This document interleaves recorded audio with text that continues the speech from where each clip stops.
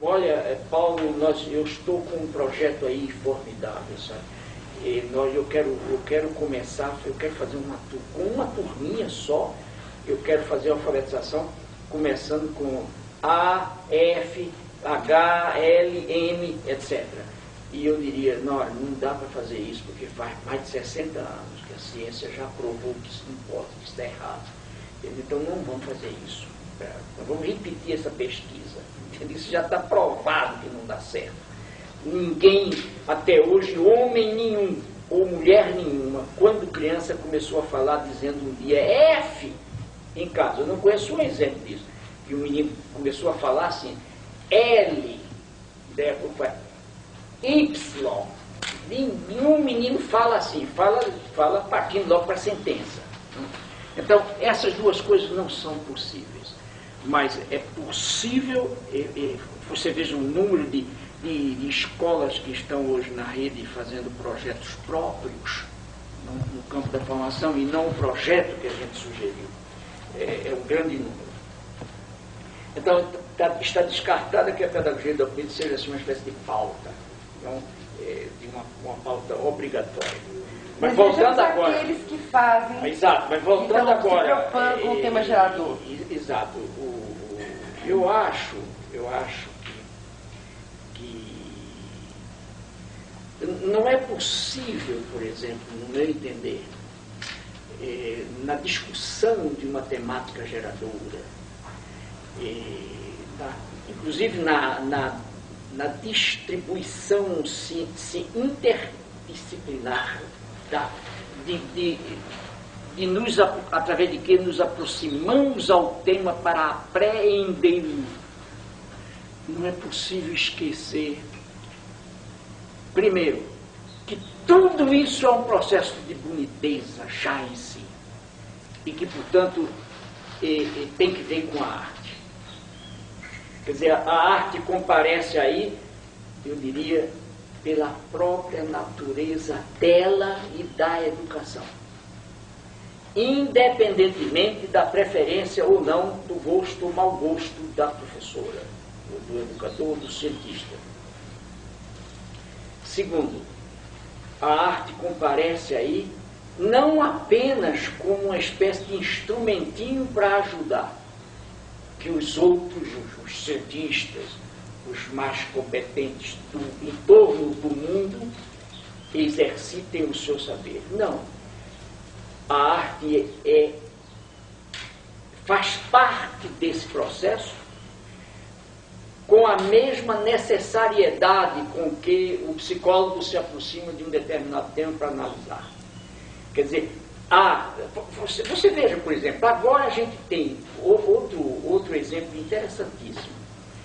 Dentro da rede, a gente tem um ano e pouco, perto de um ano e 10 meses, da experiência realizada com a questão da sexualidade, a equipe da Marta Suplicy, ou aqueles que trabalham com Marta Suplicy, e a nossa equipe, que trabalha com essa equipe, sendo formada e desafiada, e 4 a 5 mil adolescentes passaram por essa experiência dentro da rede.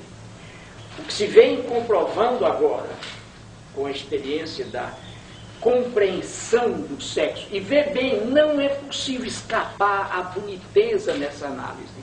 Portanto, a natureza artística também é, de novo, a unidade entre estética e ética.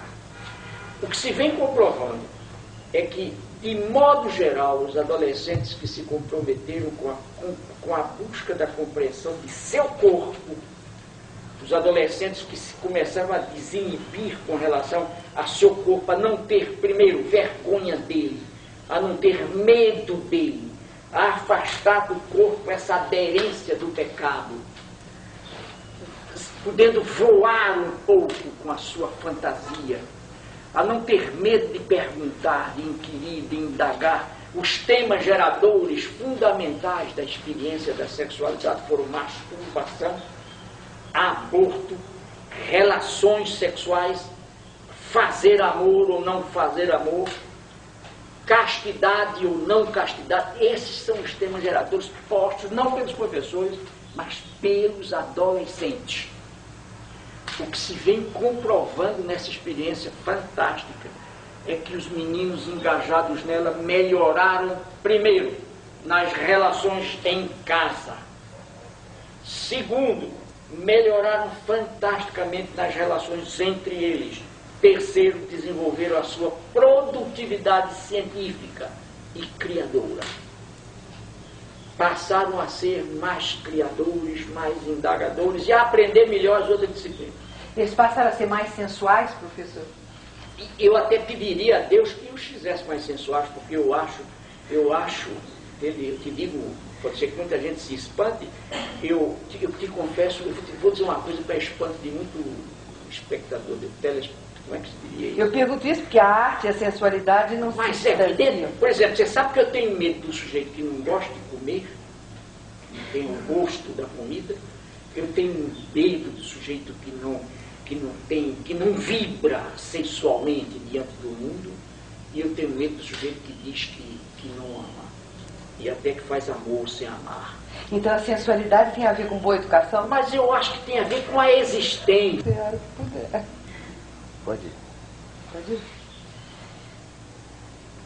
Então, professor, o senhor dizendo tão bonitamente da sensualidade, da arte e do aprendizado, eu perguntaria qual o papel que a arte ocupou no seu aprendizado?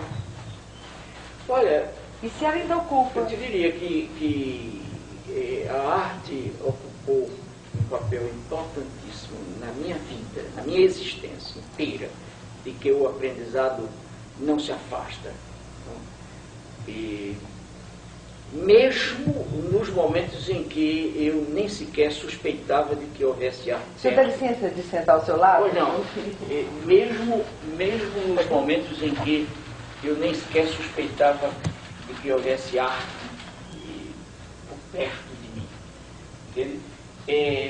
No fundo, eu te diria que sempre foi difícil para mim existir, sem tomar a existência como uma forma quase de pintar o mundo, de desenhar o mundo. E isso não significa que eu seja capaz de desenhar. Quer dizer, a escola primária cometeu, inclusive, um erro terrível com relação a mim, porque decretou que eu não tinha jeito para pintar, que eu não tinha jeito para desenhar, e eu acreditei nisso. E hoje eu tenho uma baita... Você não imagina, por exemplo, o gosto que eu teria só que eu fiquei tão intimidado que nunca pretendi fazer experiências assim, mas o gosto que eu teria se eu pudesse pôr no papel. E aí é que eu acho que era possível me ensinar alguma coisa, que são exatamente as técnicas de como fazer, jogar com as tintas, de como mexer o pincel, etc. Mas se eu pudesse colocar no papel alguns dos sonhos, entende? Que passam pela minha cabeça quando eu estou com gente, quando eu estou só, sobretudo. Quer dizer, até hoje, o meu pensamento, por exemplo, eu acho que a minha linguagem não significa que a minha linguagem, a forma como eu escrevo os meus livros, que seja uma coisa formidável, nada disso. Eu não me acho um escritor. E quando eu sou muito exigente comigo mesmo, eu não me acho um escritor, é exatamente porque eu acho que eu não consigo sempre, só uma vez ou outra, alcançar um certo momento estético da linguagem e na linguagem. Entende? Então, essa coisa é em mim uma permanente busca.